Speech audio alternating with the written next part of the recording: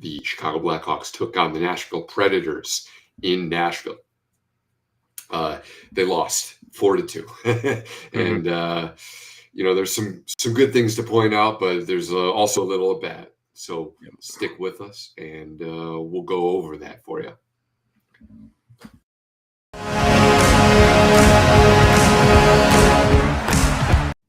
Blackhawks fans, welcome in to the newest edition of the Chicago Blackhawks Central Hockey Podcast. As mentioned before, Hawks take on the Nashville Predator, Nashville, and they lose 4-2. Last goal was an empty netter, so can't take too much stock into it.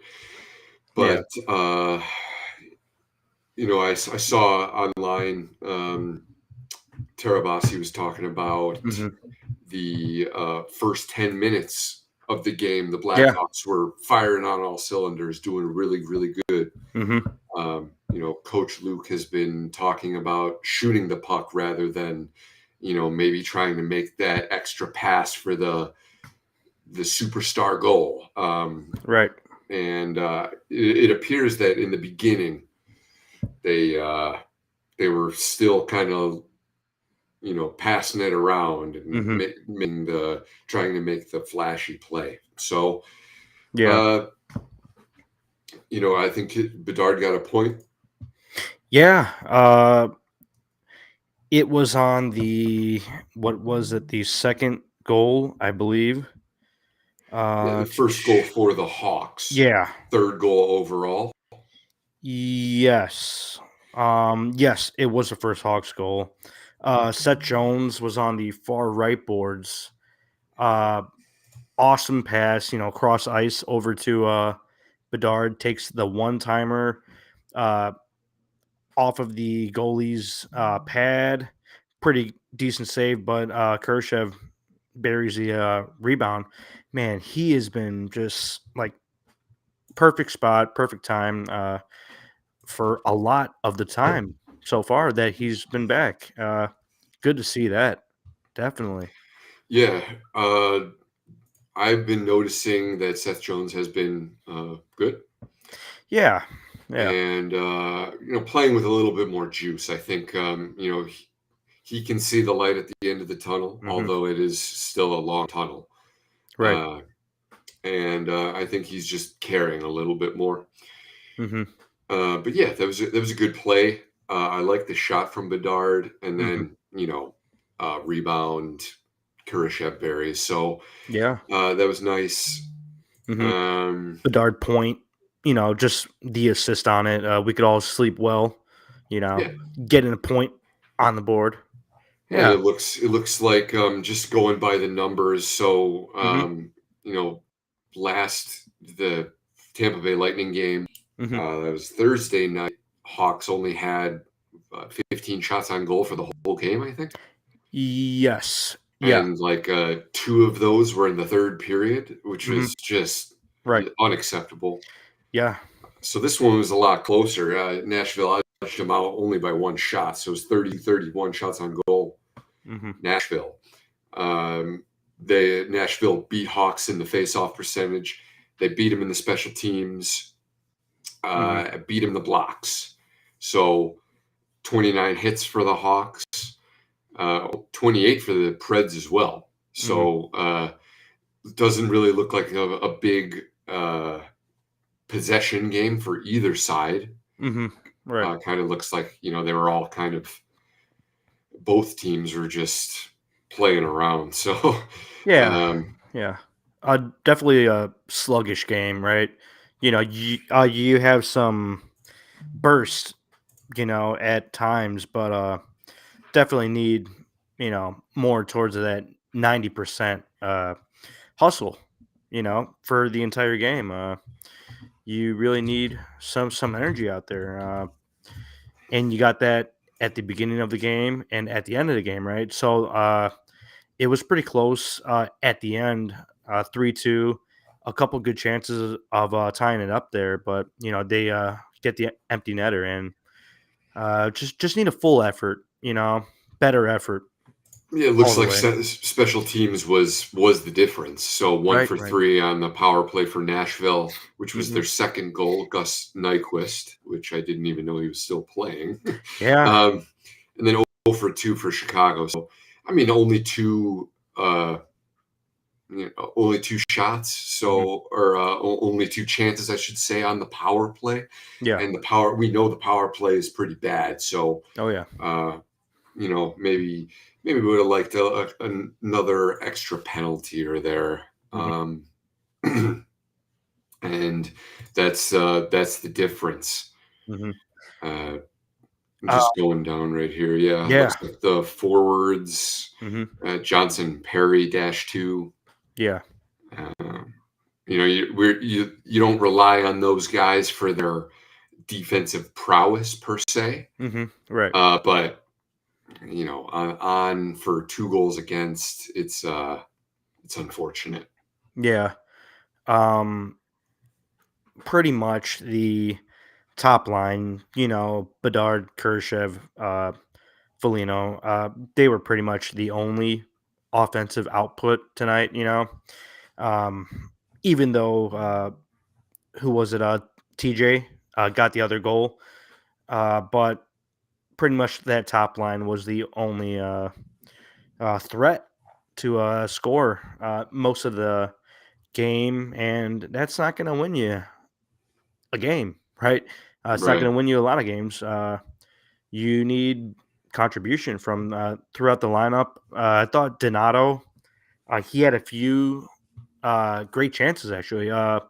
Some 2-on-1, some 2-on-2s, but he got a shot off on net. I think he's been playing pretty good in this recent stretch here, definitely. Nice. Yeah. I'm just looking at like shot totals right here. Hmm. Hawks missed Taylor Hall for sure. 5 shots on goal for the kid. Hmm. Yep. Um, Tied was Seth Jones. So from the back end, he was getting them. He was Hmm. getting the rubber on net. And yeah, man. So Hmm. looking ahead here. Uh, Yeah. Oh, I was just gonna touch on the net really quick. oh yeah, for Uh, yeah, we were talking before just on Arvid Soderblom. Having this rough stretch here.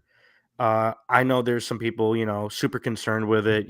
Just he's looking sloppy, and we talked about it last time. Like his rebound control, he's just spitting up the puck right now.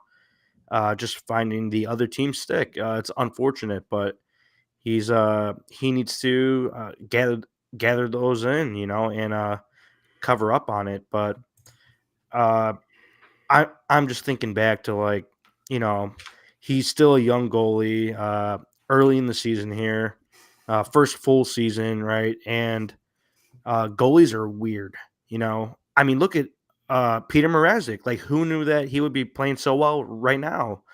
Uh, yeah, so goalies are weird.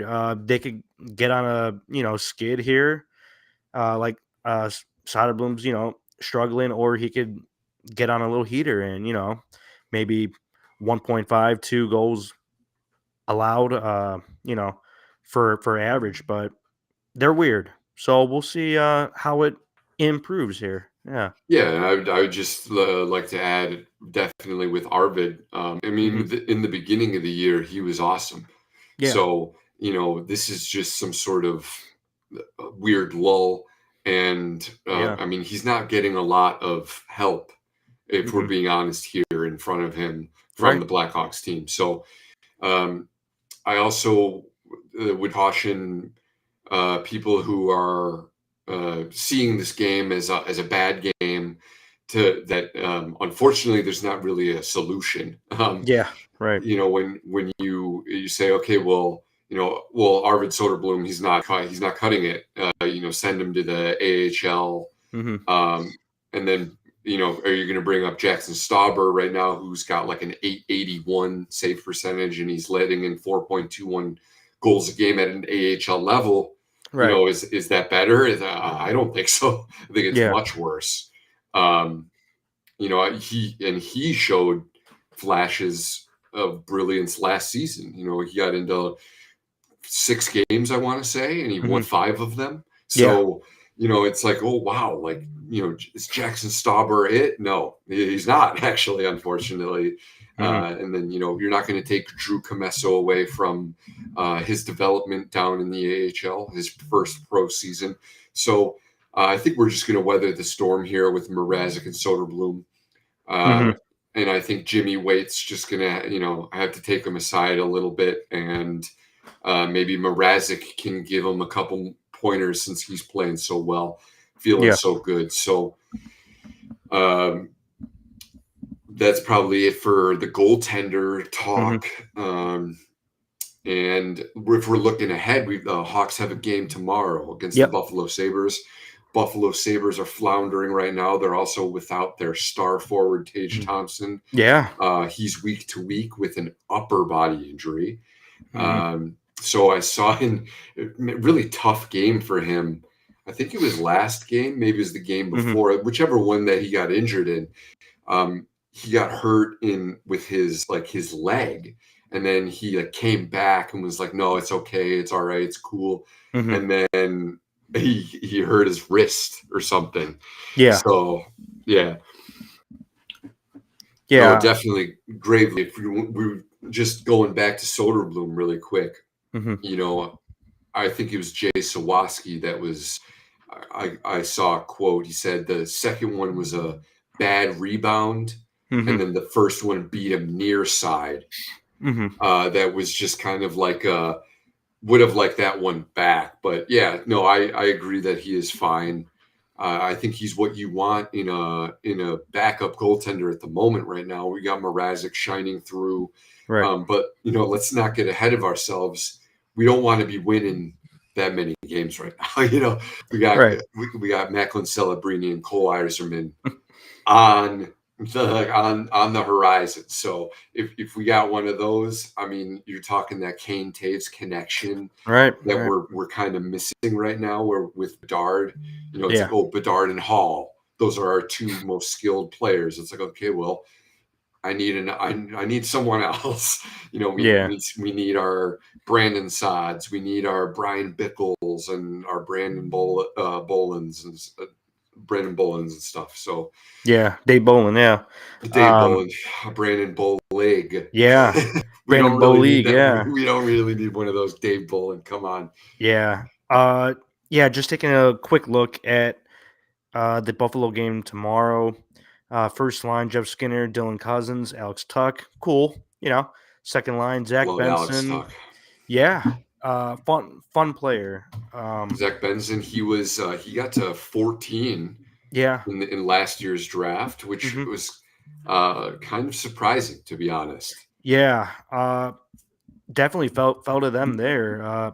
Only 3 assists in 7 games, so maybe they send him back to the dub sometime.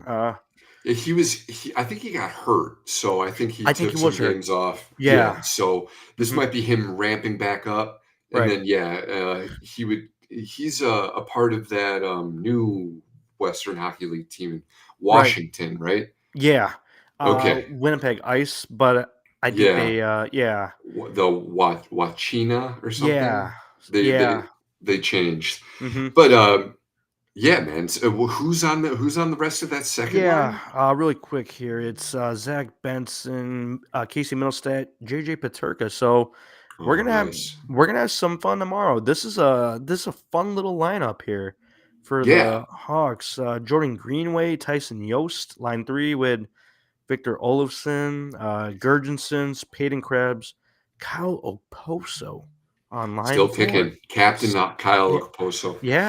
Good old Zemgus Gurgensons. He's like only the second Latvian player, I think, to be active currently. Wow. Yeah, he is 29 now. I thought he was a little older, but guess not.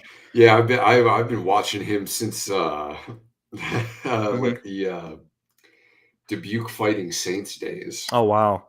So he in the USHL, he played with one of my buddies. He said, he told me Zemgus is a funny dude. So he's glad he's still moving playing there. Yeah, I'm glad he's still playing. bottom six role, a Yeah. leadership role, but he's Mhm. been there through the thick and the thin in Buffalo. Oh, So yeah, he's been he's there forever. Oh, he's yeah. a warrior Yeah. when it comes to that. Just a quick look at the D core. Darlene Samuelson, pairing 1. Ryan Johnson, 22 years old, not sure. Owen Power on that second pair. Connor Clifton, Avalanche legend Eric Johnson on that Nice. third Okay. pair. He is Yeah. in there. All right, cool. Yeah. Yeah, and like just a quick aside about that Johnson, second pairing Johnson guy. Yeah. He's an NCAA cat. hmm I think he finished his collegiate career, so I think he played all 4 years. hmm And he was like, he's doing really, really well. So they offered him a contract right outside. He was a pending free agent, and they hmm didn't want to lose him for nothing. It would have been like kind of like almost like a Adam Fox situation. I'm not Yeah. calling this guy Adam Fox, but he was like his rights would have been traded, Right. and they wanted him because he was good. So hmm um, he's a nifty little player, and hmm yeah. So they're Buffalo kind of.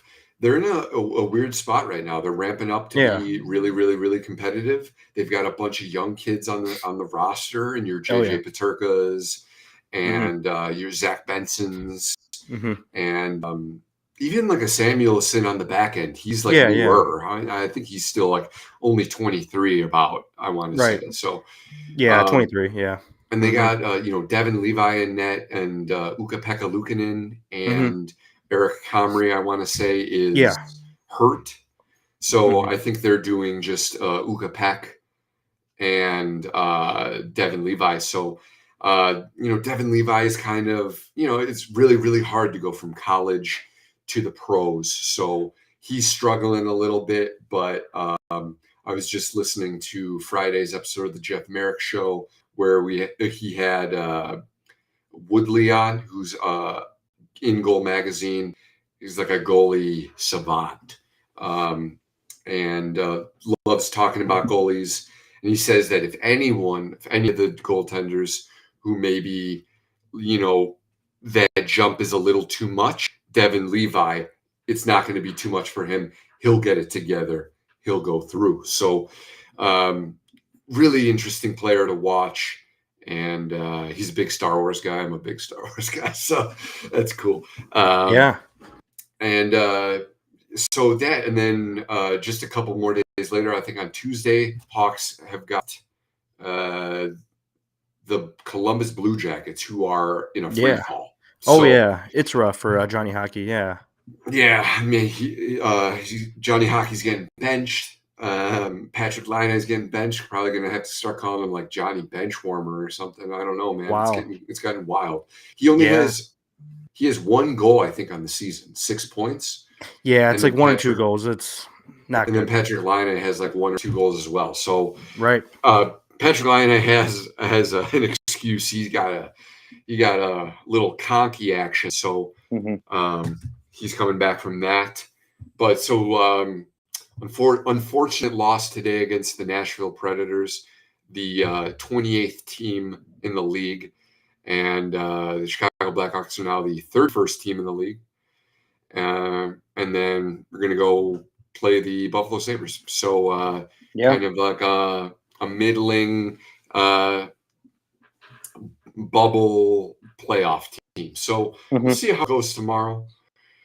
And I think that's going to wrap up this edition of the Chicago Blackhawks Central Hockey Podcast. Thank you guys for listening. Thank you guys for watching. Sorry about the Hawks loss, but it's always go Hawks. So go Hawks. Let's go Hawks.